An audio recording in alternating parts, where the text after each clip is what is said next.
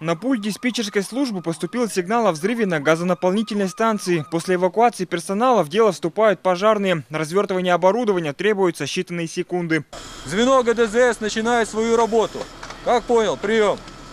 Вас понял. В учениях принимают участие все, в том числе сами сотрудники завода. Отработка мероприятий при возникновении внештатных ситуаций особенно важна на подобном объекте. Здесь наглядно показано, какими инструментами пользоваться во время тушения пожара, допустим, сделать искусственное дыхание человеку.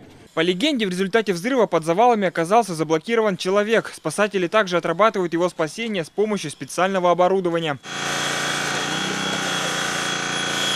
Спустя мгновение извлеченный манекен уже на носилках. Тут же происходит оказание первой помощи пострадавшему. Этому также обучают всех работников. Согласно уставу, каждый сотрудник компании обязан уметь работать с огнетушителем. В случае возникновения каких-либо чрезвычайных ситуаций на ликвидацию пожара потребуются считанные секунды. Подобные тренировки проводятся ежегодно. Их главная цель – обучить персонал всем необходимым действиям в случае аварии. От скорости выполнения зависит многое, в том числе жизнь и здоровье людей. Здесь находятся все сотрудники завода. Все сотрудники завода. Вот сейчас сотрудники завода, они принимают непосредственное участие в тушении пожара. То есть практически тушат.